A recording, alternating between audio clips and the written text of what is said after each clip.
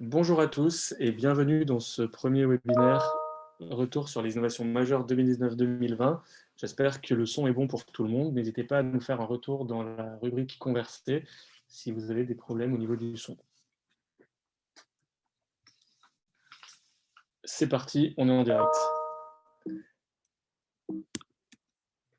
Donc, de rigueur.tech, nous sommes Pointech, une filiale du groupe De Rigueur, le premier bureau d'innovation produit au service des marques mode, luxe et sport. Et nous, on est vraiment là. Notre mission aujourd'hui, c'est de favoriser l'innovation par l'intégration de briques technologiques dans les collections de nos clients. Pour ce faire, vraiment, donc, à l'image d'un département de R&D externalisé, on apporte aujourd'hui une expertise de plus de 6 ans sur environ une vingtaine de clients avec plus de 70 000 produits industrialisés à date. Je suis moi-même Cyril Bertrand, directeur artistique de la société, et serai accompagné aujourd'hui de Lucas Bezomi, notre CTO de Pointech et ingénieur en génie électrique spécialisé dans l'électronique et le développement embarqué. Bonjour à tous. Aujourd'hui, donc, ce webinaire a pour but de passer en revue un top 10 des innovations majeures parues sur 2019-2020. C'est une liste bien sûr non exhaustive, c'est simplement une présélection qu'on a choisi de mettre en avant pour différentes raisons, dont on vous expliquera plus tard. Et on va donc parcourir premièrement la cible, très orientée millennials, même si tous les produits passés en revue dans ce webinaire ne s'adressent pas à cette cible. Et ensuite, on parcourra par catégorie. Premièrement, les chaussures, ensuite les sacs, les vestes, pour finir par les accessoires. C'est parti. Donc, on a choisi de faire un focus sur la cible millennials, que l'on appelle également la génération Y, qui concerne toutes les personnes nées entre 80 et 97, donc approximativement entre 23 et 39 ans. Il découle des baby-boomers et de la génération X et précède la génération Z. Selon l'INSEE, on est sur une population mondiale d'environ 30%, qui est suivie de très près par la génération Z, qui affiche également 28% de la population mondiale. Donc ces millennials dont tout le monde parle, quelques faits les concernant. On sait que c'est une population qui est grandissante, qui est vouée à représenter 75% de la population active mondiale d'ici 2025. Nous sommes sur une génération qui est née avec les nouvelles technologies, qui s'en sert, qui est, pour une majorité d'entre eux, représente la clé du futur. Donc très à l'écoute de tout ce qui est technologique pour améliorer un petit peu son quotidien, tant en termes de productivité que de croissance économique, très, très souvent lié à l'univers du smartphone, puisqu'on est quand même sur une génération aussi qui est ultra connectée, en moyenne plus de 5 heures par jour passées sur mobile. Et donc, toute cette catégorie de personnes, en miroir vis-à-vis du marché un petit peu du luxe et de la mode, on sait que les millennials sont voués à représenter à peu près 45% des clients du luxe d'ici 2025, selon une étude de Bain & Co. Et on sait aussi que parmi ces millennials, c'est une grosse partie qui est tirée par les consommateurs chinois. Donc les millennials chinois offrent une croissance, je crois, la plus rapide du secteur vis-à-vis du luxe. Première catégorie évoquée dans ce webinaire, celle des chaussures. Donc on va commencer avec le premier produit, un produit emblématique, celle de la Balenciaga Track LED, parue début 2019. On est sur une chaussure qui est vraiment apparue 3 ans après l'arrivée de Demna Gvasalia au sein de la direction artistique de la société, donc Balenciaga. On est vraiment sur une date shoes assez trendy, voire anti-glamour un petit peu. Orienté donc très millennials, vraiment dans l'univers de Demna, avec un côté un peu Madeleine de Proust, puisqu'il y a une promesse visuelle forte qui est une référence aux chaussures lumineuses qu'on avait tous dans les années 90, un petit peu retour au passé. Cette Balenciaga Track LED, on est vraiment sur un best-seller qui était la Balenciaga Track de la maison, auquel ponctuellement Balenciaga a choisi d'ajouter une brique technologique pour vraiment la faire devenir la Balenciaga Track LED, donc à savoir une semelle lumineuse. Et au niveau de la matière, on est aussi sur une matière qui parle un petit peu à toute cette génération, puisqu'on est sur une chaussure 100% certifiée sans cuir animal, avec uniquement nylon émail dans sa composition. Pour ce qui est du décryptage technologique, je vais laisser Lucas intervenir sur chaque fiche produit pour nous apporter un petit peu son éclairage technique et pour vulgariser toutes les innovations qui se cachent derrière les produits qu'on va évoquer ensemble. Merci Cyril. Donc ici, comme Cyril l'a dit, la Balenciaga Track LED contient des LED. Donc les LED, c'est quoi? Ce sont des diodes électroluminescentes qui, lorsqu'elles sont parcourues par un courant électrique, permettent d'émettre de la lumière. Ici, les LED sont placés dans la semelle. Donc on voit cette bande lumineuse éclairée en bleu sur la droite, ici sur l'image. On peut avoir jusqu'à 4 couleurs sur la Track LED et 11 modes opératoires de couleurs, donc soit un éclairage fixe, soit un éclairage changeant de couleur, soit un éclairage vraiment qui va briller et alterner sur toutes les couleurs. Comment l'intégration est faite ici? Donc, les LED qui sont intégrés dans cette bande de silicone et qui sont connectés à une batterie qui permet de gérer l'alimentation de la LED. Le bouton on-off est intégré derrière l'écriture track de la chaussure. Et l'alimentation de la chaussure se fait grâce à un port micro USB dissimulé sous le bouton track, ici là où il y a ma souris, ou ici sur cette image, ce qui permet de recharger la chaussure quand elle arrive à court de batterie. Les alternatives pour faire une chaussure luminescente auraient été d'utiliser de la fibre optique, l'OLED ou de l'électroluminescence organique, comme on va le voir sur les prochaines fiches produits. Mais ici, l'intérêt vraiment d'utiliser de la LED sur ce produit-là était la faible consommation d'énergie. La LED aujourd'hui consomme très peu d'énergie et permet un éclairage assez fort par rapport à d'autres technologies comme l'électroluminescence organique. Et son rapport qualité-prix est vraiment très avantageux par rapport aux autres technologies. Enfin, la LED est facile à intégrer puisqu'elle peut être de différentes tailles. On peut l'intégrer dans tout type de support. Et donc, grâce à sa taille différente, on peut en mettre un nombre plus ou moins grand selon les besoins. Ici, on doit en avoir, par exemple, des LED intégrés tout le long de la bande lumineuse. C'est ça, et puis c'est une technologie qu'on peut appeler facile un petit peu en termes de lumière, puisque c'est celle qui est la plus, je crois, résistante, Lucas, et qui offre vraiment un éclairage le plus flash et fort possible. Exactement. Et enfin, ici, tout est contrôlé via le bouton track de la chaussure, donc l'allumage. On peut éteindre la LED et on peut aussi contrôler, comme je disais tout à l'heure. Ouais, donc Balenciaga a vraiment fait le pari d'un produit facile à mettre en main pour tout le monde avec une belle promesse efficacité. Exactement.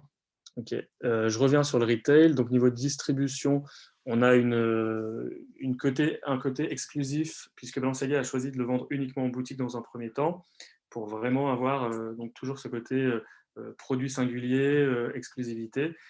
Et au niveau de l'impact prix, on est sur quelque chose de relativement faible puisque Balenciaga opère un delta de plus 100 euros versus la Balenciaga Track classique, ce qui me paraît assez dérisoire pour un produit qui promet en fait une brique technologique telle que celle-ci. Selon Cédric Charville, PDG de Balenciaga, on voit aussi que sur 2019, 60% des millennials, 60% des ventes ont été réalisées par des millennials, ce qui porte un petit peu la marque avec une croissance la plus rapide du groupe Kering sur 2019, vraiment boosté par les millennials, et ce qui fait sens en fait sur un produit du coup tel que celui-ci. Et vraiment, on sait qu'il y a tout l'univers d'Emna et les gens qui le suivent aussi, qui sont fortement représentés par les millennials. Donc c'est vraiment un choix en cohérence totale pour le coup. Deuxième produit chaussure, là on change complètement d'univers puisqu'on est moins sur quelque chose de trendy, mainstream, mais plus sur l'univers sportif, trusté par une belle marque Nike. Donc on est sur la Adapt BB, une chaussure lancée vraiment dans un univers donc plus sportif, plus basket, avec un beau clin d'œil au style Retour vers le futur 2 toutefois. On sait que c'est la troisième version également de la chaussure, puisqu'il y avait une V2 qui était, je crois, plus chère, et une V1 également qui était vraiment plus expérimentale. Donc Nike vient apporter une troisième version plus adaptée au marché et au public, avec toujours une technologie autolassante, donc pour plus de performance, et puis un petit côté un peu rétro également. On sait que Nike s'est connecté à une application également pour réaliser ces technologies. Et en termes d'intégration, je crois qu'ils ont plutôt bien pensé l'affaire, puisqu'il y a eu un casing interne qui a été assez optimisé. Et ça, c'est Lucas qui va nous en dire plus sur la façon d'intégration dans cette chaussure. Tout à fait. Donc là, juste avant de passer sur le décryptage, je vois qu'on a déjà une question dans le chat. Donc n'hésitez pas à en poser au fur et à mesure du webinaire. On y répondra à la fin, une fois qu'on aura parcouru les 10 technologies, les 10 produits que nous présentons aujourd'hui. Donc là, pour revenir à la Nike Adapt BB, cette technologie autolassante, comment ça marche? On a ici, là, sur la droite, un module qui comprend toute l'électronique, donc la batterie qui sert à alimenter le système, le circuit électronique qui permet de gérer tout ce qui est vraiment composant logiciel et alimentation des différents composants, et le moteur qui va permettre d'ajuster le serrage de la chaussure. Donc, lors de la première utilisation, quand l'utilisateur va enfiler les chaussures, la chaussure va s'adapter à la taille du pied de l'utilisateur automatiquement. Et ensuite, l'utilisateur pourra gérer le serrage de la chaussure, si elle est trop serrée ou pas assez serrée, soit depuis l'application. Donc, il y a une puce Bluetooth dans le système qui permet de connecter le téléphone avec la chaussure. Donc, il y a un bouton pour serrer et un bouton pour desserrer. Et on retrouve aussi ces boutons sur le côté de la chaussure qui dispose aussi d'un rétroéclairage qui est contrôlable depuis l'application. On peut choisir le bouton, la couleur du bouton pour personnaliser encore plus la chaussure. Et donc, quand on appuie sur le bouton de droite, ça serre la chaussure. Et quand on appuie sur le bouton de gauche, ça desserre la chaussure. Sympa ce petit côté organique aussi un peu, où on peut toucher le produit pour qu'il réagisse plus que uniquement un rapport applicatif. Exactement. Et si par exemple le téléphone est un peu loin, on peut y accéder directement depuis la chaussure. Et on peut aussi personnaliser encore plus sa chaussure selon son style du jour. Au niveau de l'intégration ici, le système est intégré dans la semelle intermédiaire de la chaussure afin de protéger la batterie et le système électronique de l'environnement extérieur. Et le tout donc est appelé sous le nom de FitAdapt. Donc c'est la technologie que Nike a décidé de donner, le nom que Nike a décidé de donner à cette technologie. En termes d'alternatives de chaussures, on peut notamment citer la Puma FI pour Fit Intelligence. C'est une autre chaussure avec un système d'autolassage qui a été annoncé l'année dernière par Puma. Et elle dispose d'un moteur aussi de la même manière que Nike, mais cette fois intégré sur le haut de la chaussure. Donc le moteur est un peu plus apparent et le design est totalement différent de celui de Nike. De même que pour les fils qui servent à autolasser et serrer l'empeigne de la chaussure, Puma a fait le choix de les rendre visibles et d'apporter vraiment une touche pour montrer que le produit est technologique, là où Nike a décidé une intégration un peu plus discrète du système. Caché. Mais je trouve que c'est vraiment un tour de force de la part de Nike de vraiment aussi tout imbriqué dans un seul boîtier. On voit qu'ils ont fait un peu du Tetris dans ce boîtier à l'intérieur, et en termes d'intégration, au moins, ils ont eu simplement à le mettre dans la semelle qui a l'air assez smooth, assez vraiment molle, où pour le coup, ça protège à la fois l'électronique, et on voit que c'est assez facile pour eux, j'imagine, en termes d'intégration. Exactement. Au final, on arrive au moment de l'assemblage avec deux parties totalement indépendantes. Il suffit juste au final d'embriquer ces deux briques, comme tu dis, Cyril, et ça facilite l'assemblage de penser le produit dès le début comme ça à l'intégration. Ok. Super. Niveau retail, pour revenir donc un petit peu sur les données retail, on sait que Nike l'a commercialisé en boutique au prix de 350 €, ce qui ne me paraît pas non plus délirant pour un produit technologique. Avec forcément, ils sont sortis un petit peu du côté sport pour se concentrer sur deux modèles phares qui sont la Huarashi et la Air Max, sur lesquels ils ont décliné la technologie, donc pour un prix de 400 $ à peu près. Et on sait qu'en termes de communication, ça c'est vraiment aussi la grosse force de Nike. Ils ont su en fait miser sur une belle égérie qui est Jason Tatum, joueur de la NBA, et un lancement officiel le 17 février en date du All-Star Game NBA, pour vraiment avoir un impact le plus fort possible, puisque on le sait, quand on sort un produit fort et technologique comme ça, l'idée c'est de le mettre en lumière le plus efficacement possible au niveau communication. Toujours dans les chaussures, on enchaîne sur le troisième produit étudié aujourd'hui, la Adidas Futurecraft Loop. Donc cette fois-ci, on est un peu moins sur une chaussure technologique, mais on va plus s'intéresser à un processus cette fois-ci, qui est celui d'un processus circulaire implémenté par vraiment Adidas. On est sur la première chaussure vraiment 100% recyclable et recyclée, dans le cadre d'un projet vraiment éco-responsable qui s'inscrit sur du long terme. Donc, on s'adresse à une cible plutôt millennials, éco-conscients, ou en tout cas sensibilisés à la cause, avec une chaussure Ultra Boost 19, qui est vraiment un des best-sellers également de la marque, sur lequel ils ont décidé d'opérer cette chaussure recyclée. Donc, les enjeux, c'est vraiment de réduire le nombre de matériaux utilisés à un matériau, donc à peu près versus 14 sur une chaussure standard, et vraiment de supprimer toutes les colles pour faciliter le recyclage. Et je crois que les colles également sont assez polluantes dans les processus. Au moment où on recycle la chaussure, souvent la colle ne peut pas être recyclée ou jetée de manière propre. Donc là, Adidas a fait fort en enlevant tout ce qui est colle, On a un thermoformage de la chaussure. Donc, toutes les couches de TPU qui constituent la chaussure sont assemblées ensemble grâce à un procédé de thermoformage. Voilà, et donc on reste sur une matière qui est l'utilisation du TPU pour toute la chaussure, que ce soit languette, semelle, intérieur, ou même extérieur, textile en tout cas.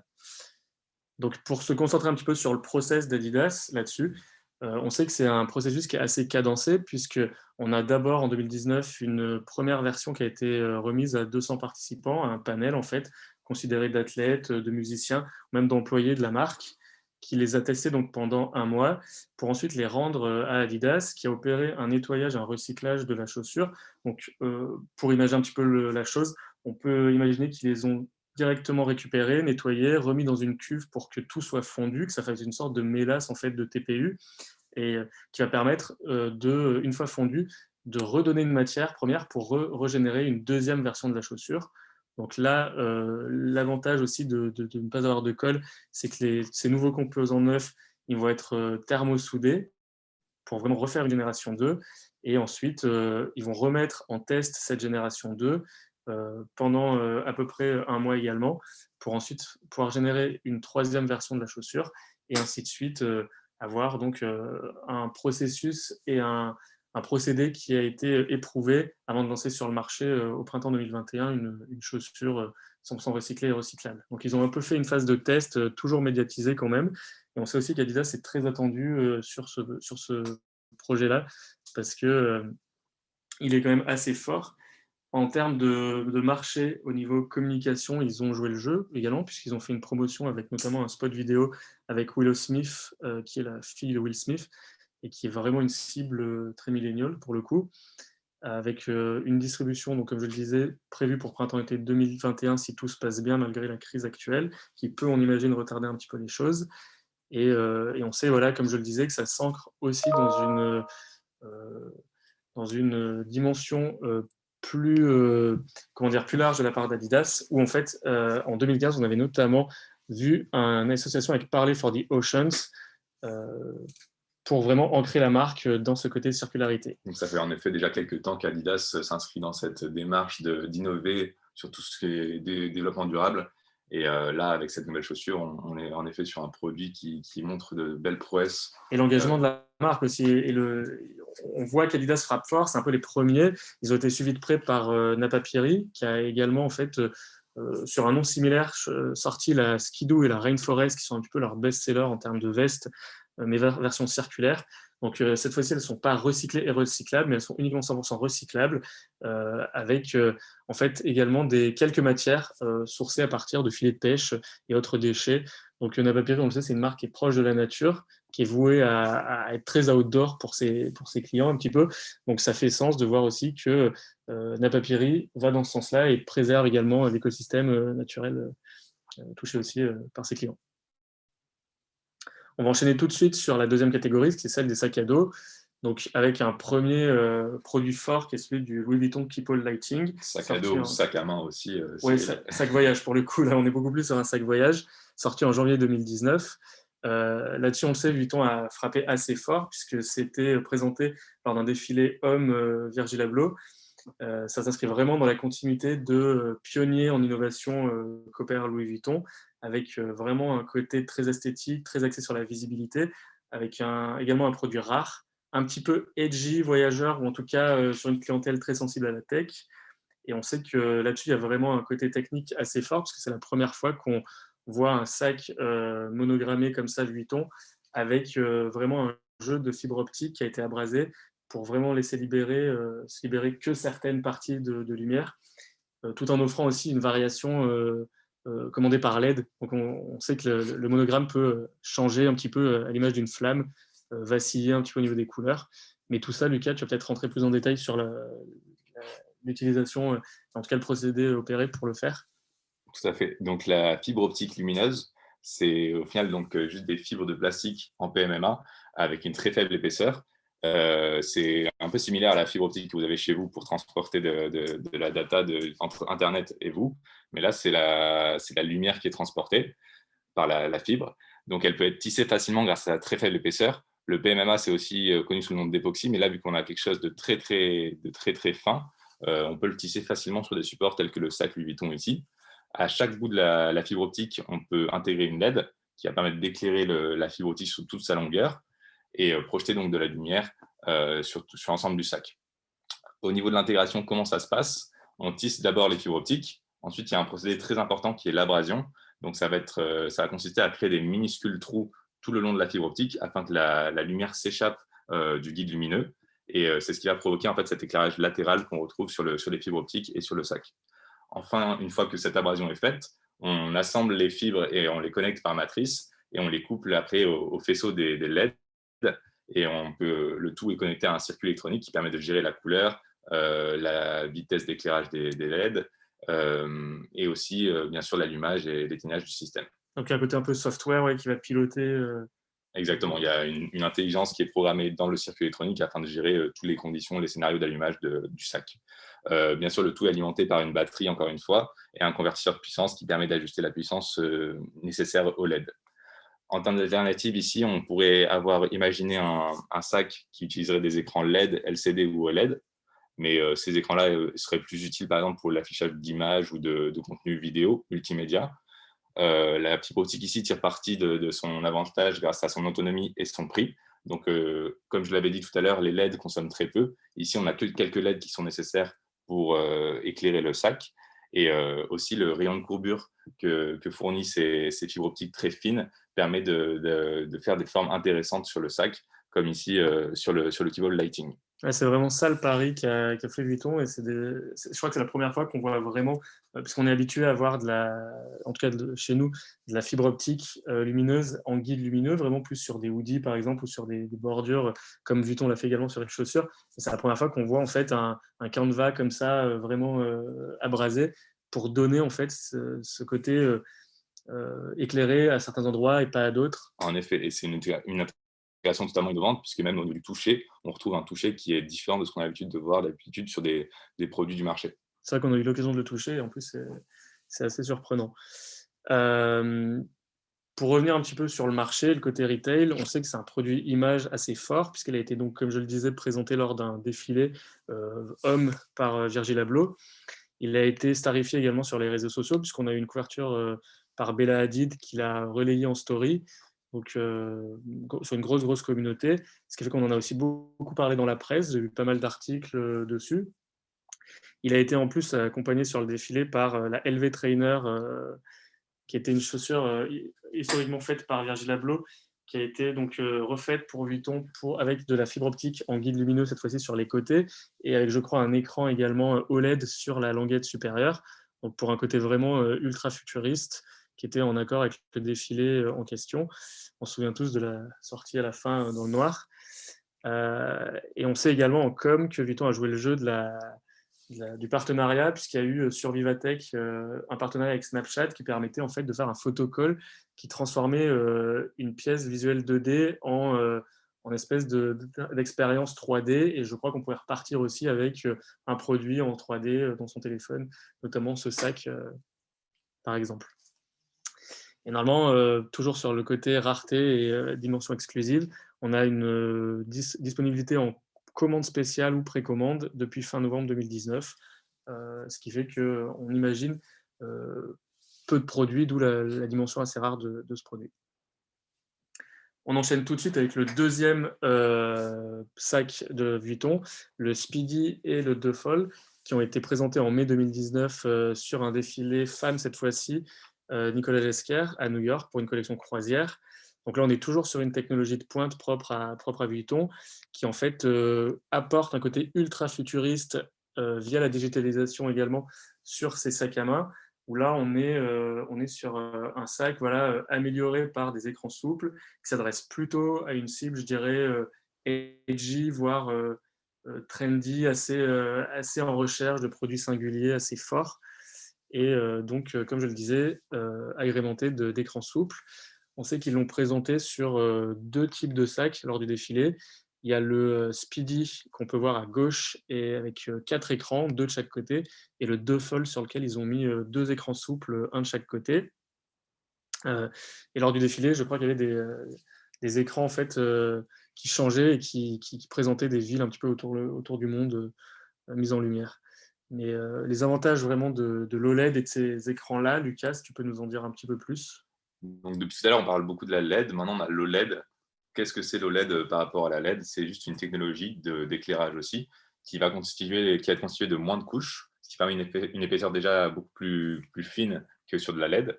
Ici, sur l'écran souple, on est à environ 0,1 mm d'épaisseur de l'écran, donc ce qui va permettre une intégration plus flexible sur des supports plus courbés que de la LED. Donc là, encore une fois, Louis Vuitton a permis, grâce à cette technologie, a réussi à intégrer la technologie sur un support de sac avec un rayon de courbure assez important. En plus, après ça, l'OLED aussi présente l'avantage d'avoir une résolution assez haute qui permet de retranscrire des images avec une grande qualité et aussi en même temps d'avoir un très bon contraste de couleurs. Encore une fois, les écrans sont connectés à une batterie. Ils ont une autonomie d'environ 10 heures et il y a un port micro USB présent sur le côté de l'écran pour recharger le système. Là, l'écran, par exemple, est intégré d'abord sur un premier support qui lui-même peut être cousu sur le sac. Donc, une intégration au final assez facile et vraiment intéressante de la part de Louis Vuitton sur ce sac. Donc, les alternatives à ce sac, ça aurait été d'utiliser un écran LED, mais comme je le disais, son épaisseur est beaucoup moins pertinente dans cette utilisation. Ok, merci beaucoup Lucas. Et pour en revenir du coup au marché, niveau prix, je crois qu'on n'a pas eu de communication de la part de Vuitton pour l'instant concernant ni une date de sortie ni un prix. C'est toujours un produit fort, un produit image, puisque le côté défilé croisière à New York, il a bien mis en lumière. On sait qu'historiquement parlant, Vuitton avait déjà travaillé avec de l'OLED, notamment sur la montre Tambour Horizon qui était sortie en 2017. Et là, c'est un peu le deuxième produit, mais ils vont beaucoup plus loin, puisque cette fois-ci, on est sur de l'OLED, mais souple, donc qui peut plus ou moins s'adapter à n'importe quelle forme de sac, avec potentiellement aussi des... On sait que les écrans souples offrent également la possibilité d'être tactiles, donc on peut imaginer toutes sortes d'applications dans le quotidien, comme par exemple transposer son écran de smartphone sur son sac et jouer à des jeux, piloter, voire même écrire ses emails, accéder à des applications via son sac. Même changer les visuels directement depuis l'écran. Là, en effet, sur le produit Speedy Duffel, l'utilisateur peut connecter son téléphone à l'écran et donc gérer les images et multimédia directement depuis l'application smartphone. Mais avec des écrans tactiles, on pourrait avoir quelque chose géré directement depuis le sac. Tout à fait. Toujours dans les sacs, mais cette fois-ci plutôt focus sac à dos. On est sur Lacoste Infinity Backpack, sorti au printemps 2019, fin février de mémoire, où là, en fait, on est vraiment au niveau du contexte, on s'inscrit dans une collection qui a été lancée par Lacoste, qui s'appelle Lacoste in Motion, où Lacoste a vraiment pensé toute une gamme orientée voyage, urbain nomade également, donc un petit peu week-end étendu, où ils se sont rapprochés un petit peu de la cible millennials, des citadins nomades, assez liés à leur smartphone, d'où en fait, dans cette gamme, un sac à dos et un sac banane qui permettent de recharger son smartphone sans fil, donc en induction électromagnétique, et avec un panneau photovoltaïque qui permet aussi de rendre le système autonome. Donc voilà. Ce qui est pas mal, c'est que Lacoste a pensé le module de manière amovible. Donc, pour faciliter, en fait, pour plein de raisons, il y a le service après-vente qui peut être facilité. Il y a aussi, j'imagine, Lucas, le choix de l'utilisateur de le porter ou non, en fonction de son choix, tout simplement. Exactement. Le système, on sait qu'il il y a une bâche interne au sac à dos qui permet, en cas vraiment de grosse pluie, de le protéger. Mais le système est quand même water résistant, donc sur un IPX7 qui correspond à peu près à la dernière génération d'iPhone, enfin celle d'avant, je crois, Lucas. En effet, c'est des pluies de moyenne à assez fortes, donc le système est quand même très, très résistant à la pluie et à l'eau. Très éprouvé, exactement. D'un point de vue technologique, bon, on le connaît bien ce produit, donc on va peut-être aller un peu plus loin que pour certains autres.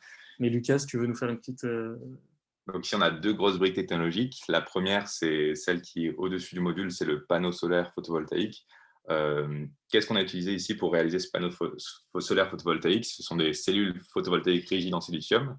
Il y a trois types de technologies qui auraient pu être utilisées. Les cellules souples, les films vraiment encore plus fins et plus flexibles, et ces cellules rigides que nous, on a décidé d'utiliser pour tout simplement un meilleur rendement en termes de conversion d'énergie entre l'énergie récoltée par le soleil et celle qu'on transmet à la batterie. Sur ces types de cellules, on a entre 20 et 30% d'efficacité, alors que sur des cellules souples ou du film, on sera entre 5 et 20%. Ensuite, la deuxième grosse brique technologique, c'est la recharge par induction électromagnétique, donc le standard Qi. Comment ça fonctionne? C'est très simple. Donc, dans tous les téléphones qu'on a aujourd'hui, les dernières versions depuis environ 2014-2015, il y a des bobines intégrées à l'arrière du téléphone et les bases de recharge sans fil contiennent aussi une bobine. Ces deux bobines peuvent communiquer entre elles lorsqu'elles sont parcourues par un courant. Donc, une bobine, lorsqu'elle est parcourue par un courant, va émettre un champ électromagnétique. Et donc, si deux bobines sont assez proches, elles peuvent communiquer entre elles et donc échanger de l'énergie ou même des données. Ensuite, toujours sur ce produit, l'intégration ici a été pensée grâce à une couche de plastique en TPU semi-rigide qui vient être en sandwich en fait, entre la partie cellule photovoltaïque et le boîtier arrière. Et en fait, ce plastique peut être piqué à la machine pour être cousu directement sur le module amovible dont parlait Cyril tout à l'heure. Et donc, ici, l'intégration est très facile. En termes de... C'est un plastique en TPU souple, hein, c'est ça, semi-rigide, qui va permettre de lier un petit peu le top casing et le dessous du casing, quoi. En effet. Donc, le TPU en production, on peut maîtriser sa dureté. On peut avoir vraiment un TPU très, très fin et très flexible et avoir un TPU beaucoup plus rigide. Ici, on a fait le choix de prendre quelque chose de semi-rigide qui permet d'avoir déjà une bonne résistance, mais de l'autre côté, peut être aussi piqué et donc facilite l'intégration sur le sac. Ok.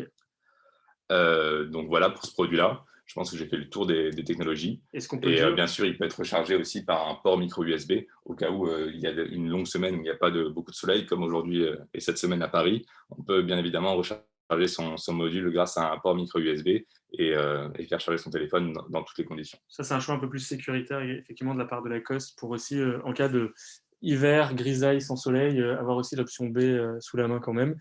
Et en termes de design, je rebondis juste sur les panneaux rigides, photovoltaïques rigides, où là, en fait, on sait que Lacoste a pris le parti peut-être du visible, de la technologie un peu bold, comme ça, assumée, ce qui est d'ailleurs un parti pris, puisque nous, on l'avait présenté notamment à Los Angeles sur un salon, et on l'avait porté dans la rue. Il y avait pas mal de gens qui nous interpellaient en disant hey, les gars, vous avez vraiment un panneau solaire sur votre sac à dos, qui a fait ça? C'est hyper intéressant. Ouais, donc là, au lieu de vouloir cacher la technologie, Lacoste a totalement assumé et a voulu mettre en avant pour que le produit lui-même soit mis en avant grâce à cette partie photovoltaïque qui montre que le produit a des fonctionnalités avancées par rapport à un simple sac. Ok.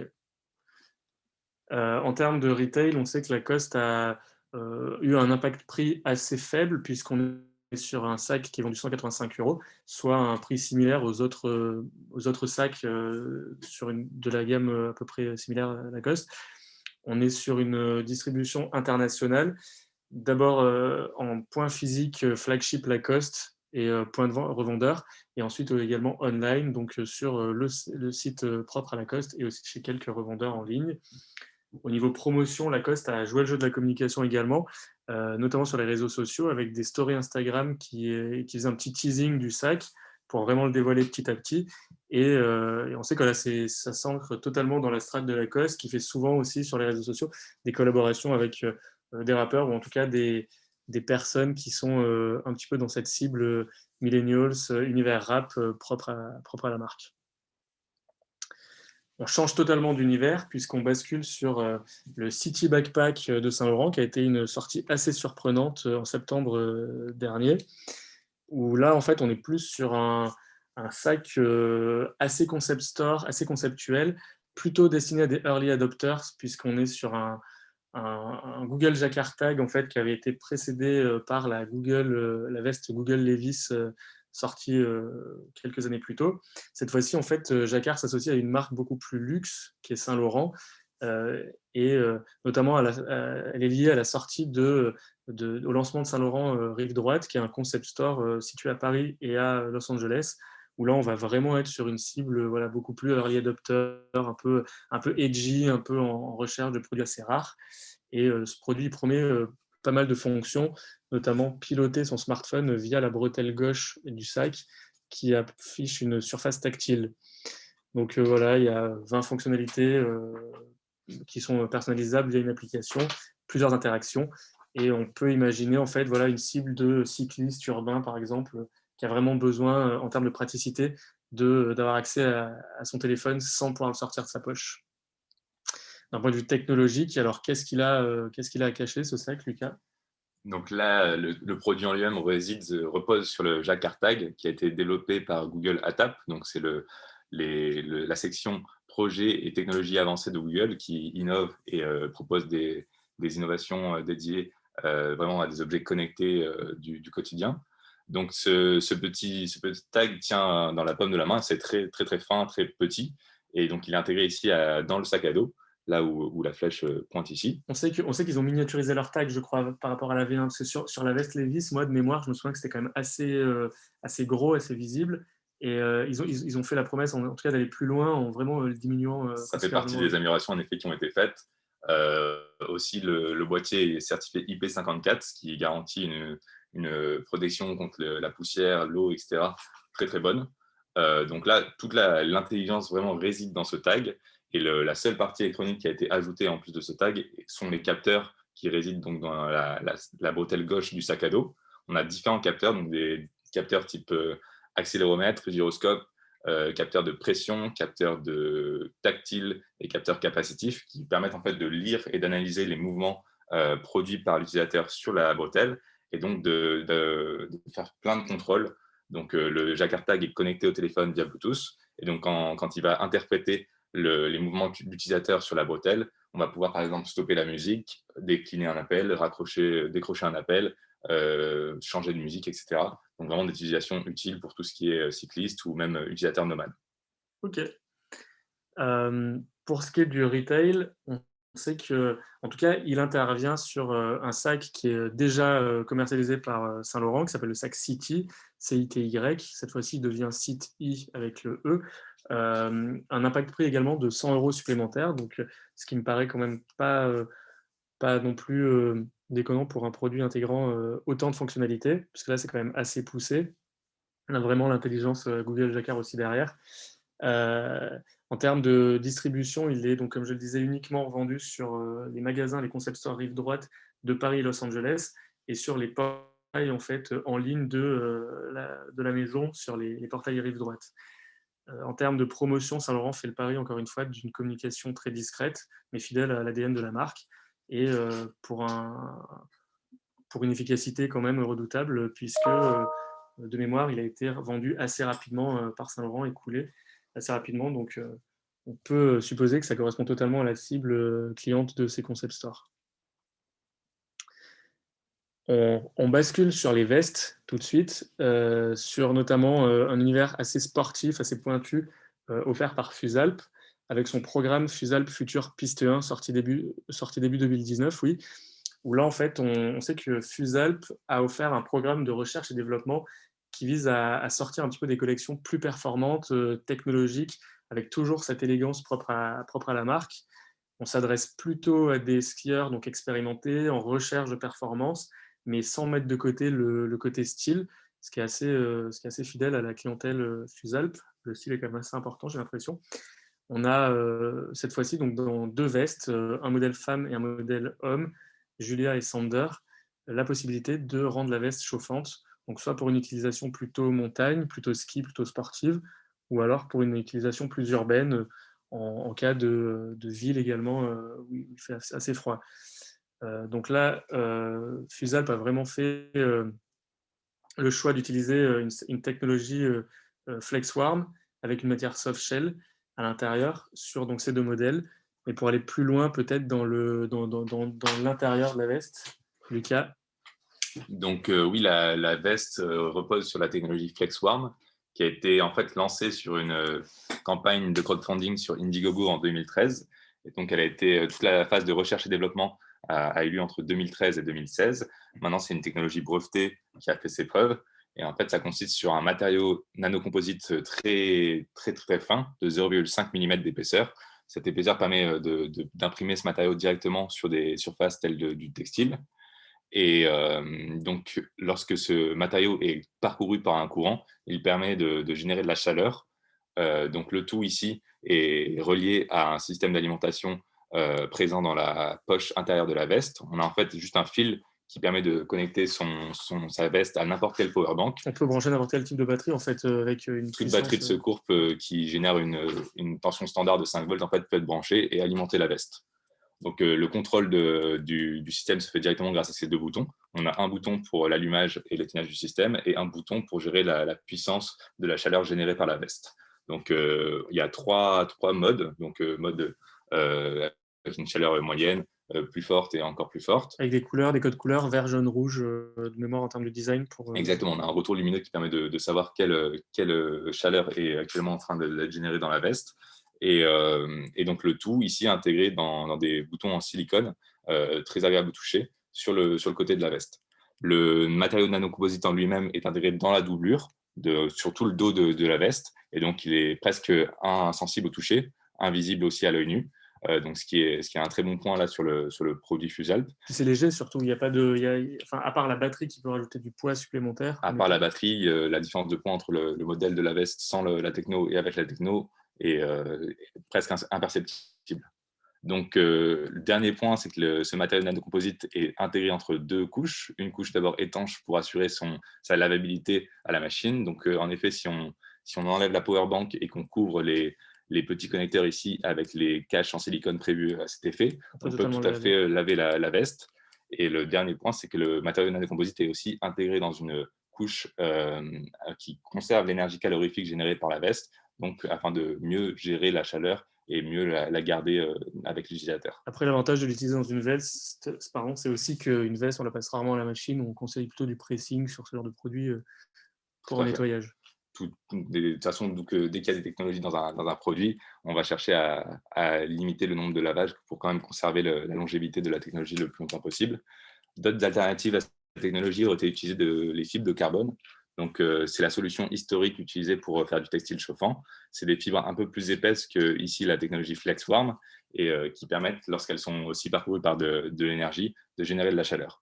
La différence entre FlexWarm et les fibres de carbone sont aussi la vitesse avec laquelle le système va pouvoir chauffer. FlexWarm ici est en tout point supérieur à cette fibre de carbone. Ok. Pour revenir aux données un petit peu retail, on sait que Fusalp, pareil, propose un impact prix assez dérisoire, puisqu'on est sur une moyenne entre 790 et 990 selon les modèles, hommes ou femmes, soit des prix similaires à l'ensemble des vestes proposées par la marque. Au niveau promotion, il y a eu une communication de la part de Fusalp sur ses propres canaux, assez discrète également, mais assez propre à l'ADN de la marque. Et enfin, on sait que la marque, elle est vraiment portée depuis le rachat par la famille Lacoste par une croissance en fait assez forte liée aussi à l'innovation, puisque on sait que le CA a fait plus de 167% entre les 5 ans qui ont séparé 2014 et 2019, et notamment Alexandre Fauvet, le CEO, qui est assez présent sur tous les événements de la tech, comme les Napoléons, les sommets du digital, pour vraiment aussi toujours ancrer ce message de Fusalp assez proche de l'innovation, marque assez performante en tout cas. Enfin, pour finir, on va parcourir la rubrique accessoires, et notamment au travers de deux produits qui seront les 9e et 10e présentés. Premièrement, la Fossil Hybrid HR, qui est une montre connectée, commercialisée et proposée par Fossil, qui fait le pari en fait d'une montre à la fois hybride, une montre connectée, hybride, où on a à la fois un côté un petit peu analogique et un côté un peu toujours écran de fond et montre connectée, qui s'adresse donc plutôt à une cible en recherche de performance et de fonctionnalité de personnalisation. Comme je le disais, en termes de design, la marque, elle fait le choix, et c'est assez intelligent au final, de garder le charme des aiguilles analogiques classiques, avec une personnalisation en termes de bracelet et de matière pour vraiment customiser un petit peu selon son choix, et toujours plus loin dans la personnalisation, le choix d'une technologie e-ink en écran de fond qui va permettre de proposer un affichage personnalisé de l'écran avec une très faible consommation. Lucas, pour en dire un petit peu plus sur cette technologie e-ink. Moi, tout d'abord, ce produit, c'est vraiment mon coup de cœur du top 10. Je trouve que c'est celui qui ressort le plus et je trouve que Fossil a fait vraiment fort avec cette proposition de technologie e-ink très audacieuse, mais vraiment bien gérée. Donc là, l'e-ink, comment ça marche? C'est en fait très similaire. C'est la même technologie qui est utilisée dans les liseuses Kindle, donc qui permettent un affichage noir et blanc de texte ou d'images. Ce sont en fait des mini-capsules d'encre qui sont polarisées. Et il y a 2 électrodes qui sont disposées de part et d'autre de l'écran. Et lorsqu'un champ électrique est appliqué entre ces électrodes, les capsules polarisées vont se répartir d'un côté ou de l'autre de l'écran et donc permettre d'afficher du texte, des images sur l'écran. Avec des zones noires et des zones blanches, quoi, un petit peu, c'est Ouais, ça? tout à fait. Ici, Exactement. on est sur des pigments noirs et blancs, donc des zones noires, des zones blanches Et je qui crois que permettent sur la… ça existe en couleur également, Link, en fait. On n'est pas obligé de le faire en noir et blanc. On a vu des applications où il y avait de la couleur. En effet, en ajoutant des filtres de couleurs, on peut avoir des couleurs du type rouge, bleu, jaune. Pas toutes les couleurs sont générables, mais on peut aussi ajouter de la couleur. Mais ici, vraiment sur l'écran noir et blanc, on est sur ce qui est le plus faible en termes de consommation, puisque là, on a une autonomie de 2 semaines sur ce produit. Et en fait, avec cette technologie e-ink, la seule consommation qui est faite en termes d'énergie, c'est quand l'image est changée. Donc, tant que l'image ne change pas, l'écran peut afficher quelque chose et il y a une consommation passive quasi nulle. Ok. Donc, le produit en lui-même, ensuite, est rechargé par une base par conduction. Donc, cette base est un tout petit support qui peut venir s'aimanter à la montre et le recharger en moins de 2 heures. Et donc, là où la montre ici a 2 semaines d'autonomie, par rapport aux alternatives sur le marché type Wear OS by Google ou Montblanc Summit 2, on a une autonomie beaucoup plus grande car ces produits-là ont une autonomie généralement entre 1 et 3 jours. Donc, en effet, les autres technologies sur le marché utilisent l'OLED. Donc, c'est l'écran qu'on a vu tout à l'heure sur le sac Louis Vuitton, mais n'ont pas cet avantage d'avoir justement une très longue autonomie. Et je crois que c'est visible également en plein soleil. Il n'y a pas de comme l'OLED où on pourra avoir des reflets. En effet, sur le LED, ou des écrans LED, LCD, on a des reflets du soleil en plein jour, alors que l'e-ink, c'est vraiment comme une feuille de papier sur laquelle est déposée de l'encre. On peut la lire sans problème en plein jour. Et Fossil a été très intelligent aussi d'ajouter des LED autour du cadran pour en fait venir contrebalancer le point négatif de e-ink, c'est celui de ne pas avoir de rétroéclairage. Donc là, la nuit, l'utilisateur, en tapant 4 fois sur l'écran, peut rétroéclairer sa montre afin de pouvoir lire l'heure sans problème. Tout à fait.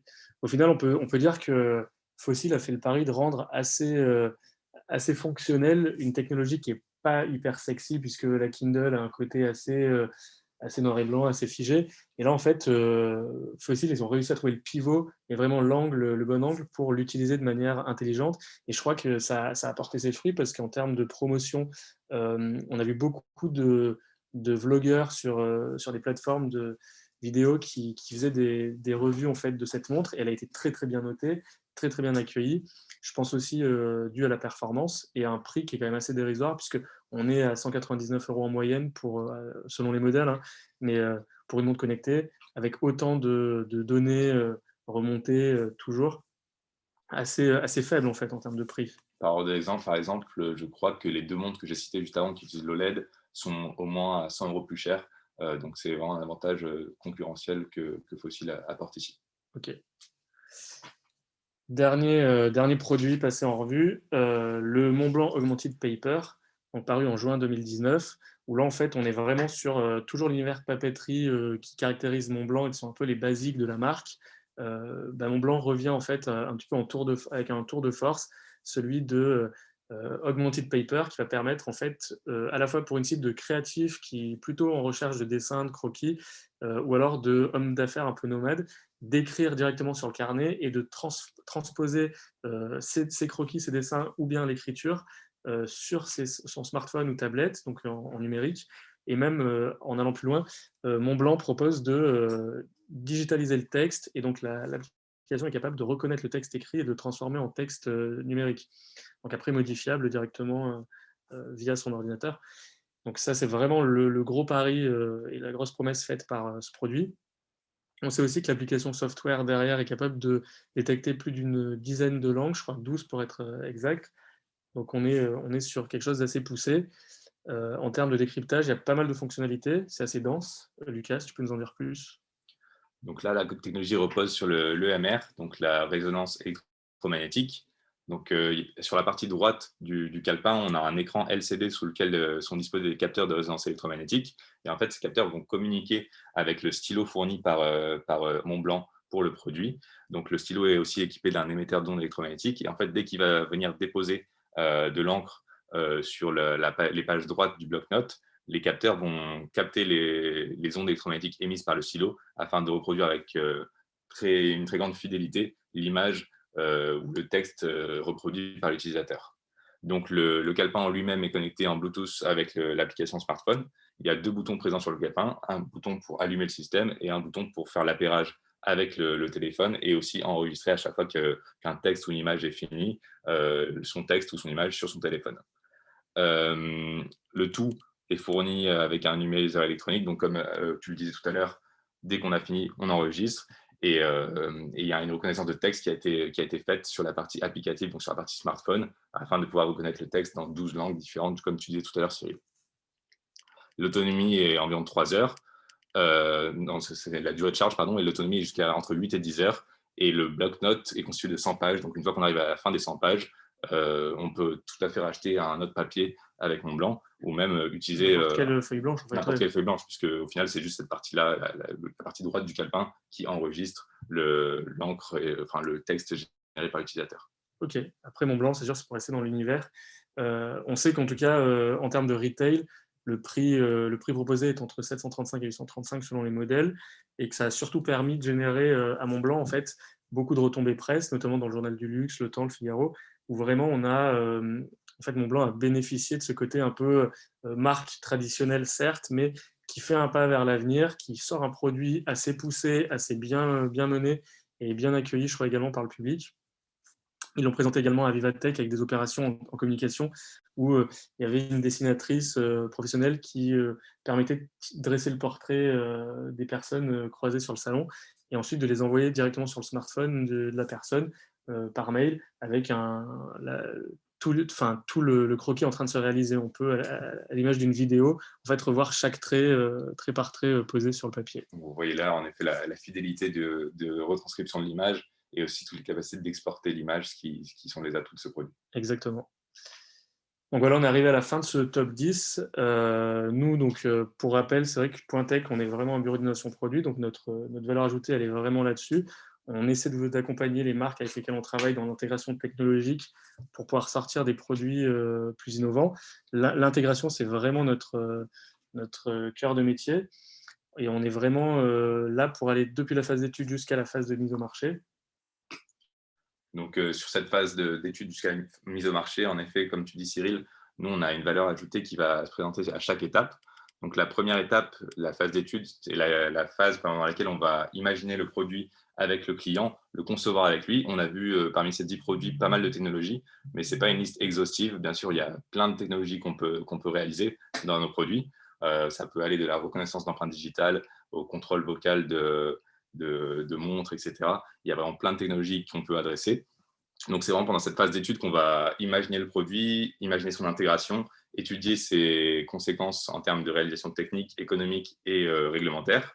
Un point important qu'on n'a pas évoqué, dont je vais parler tout à l'heure dans la phase 3, la mise au marché, sont les certifications nécessaires pour la vente de produits à l'international.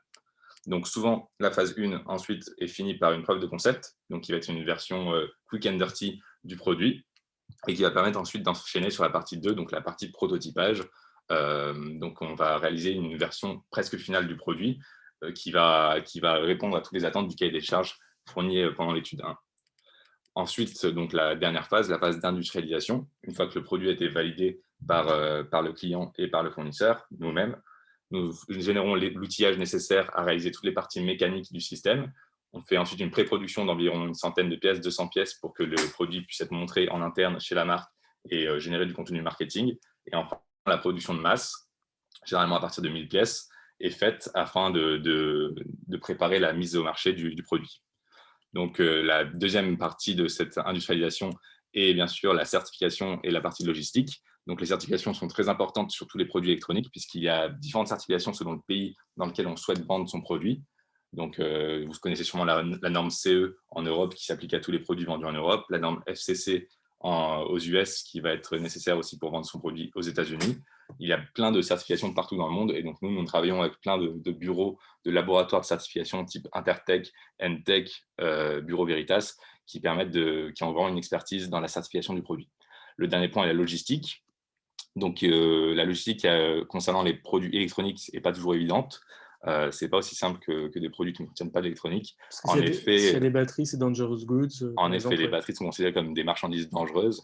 Donc, dès qu'on veut transporter un produit qui contient des batteries, il faut avoir un certificat d'export de batteries, donc de marchandises dangereuses. Et donc, il y a des règles en plus qui s'appliquent autant au packaging du produit qu'au niveau de charge. Par exemple, si une batterie est contenue dans un produit, quand il est expédié, il doit avoir moins de 30% d'état de charge afin de limiter les risques pendant le transport.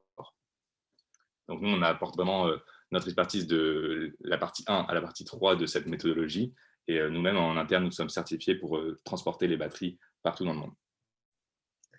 Merci Lucas. Donc, petit point sur les références, quelques marques qui nous ont fait confiance jusqu'à présent. Et pour accélérer, parce que je crois qu'on est un peu short niveau timing,